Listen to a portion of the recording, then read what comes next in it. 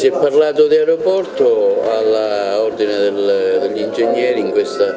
manifestazione, abbiamo visto anche l'intervento dell'ingegnere Amel che ha curato il progetto. Ecco, ci aggiorni sui tempi, se c'è qualche novità in merito? No, diciamo che si è parlato di aeroporto, ma si è parlato anche di infrastrutture,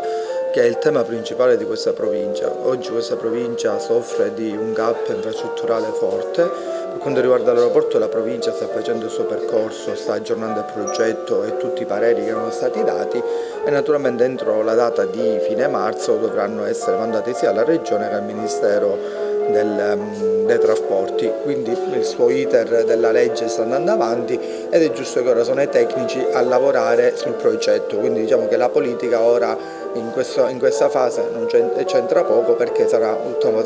fattore tecnico. Per quanto riguarda la manifestazione che questa sera io sono stato invitato, è una manifestazione di grande livello dove si vanno a premiare tutte le migliori energie positive nell'ambito dell'ingegneria e tutti i nostri tecnici che hanno comunque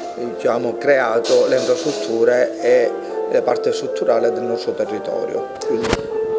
Onorevole, siamo a fine anno, possiamo fare un bilancio della sua presenza al Parlamento per il nostro territorio, oltre che ovviamente per l'aeroporto? Sì, io a un anno della mia elezione posso dire di aver contribuito in questo territorio a portare,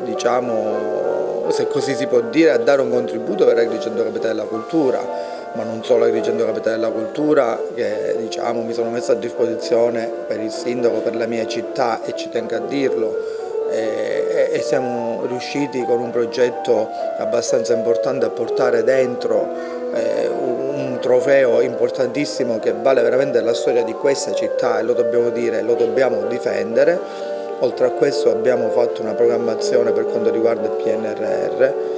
come già nelle interviste precedenti stiamo portando assieme all'onorevole Di Mauro e altri deputati del centrodestra, stiamo portando avanti il CIS, il quale lunedì pomeriggio ci sarà un'altra riunione con i sindaci della nostra provincia. Stiamo andando avanti in sinergia con i deputati regionali, il nostro governo, per portare dei finanziamenti per la città. Oltre a questo naturalmente la legge Pisano, che si trova nel DL Sud, che riguarda l'aeroporto di Agrigento, e c'è la legge, ci sono anche i soldi messi da parte, speriamo che va tutto come deve andare. Dall'altra parte per Lampedusa e Linosa un finanziamento di 45 milioni di euro, sempre il decreto Sud, e anche tante altre iniziative che sono state fatte. Diciamo che per me è stato un anno veramente importante, un anno dove ho portato dei risultati per la mia provincia e sono veramente contento e orgoglioso di quello che ho fatto.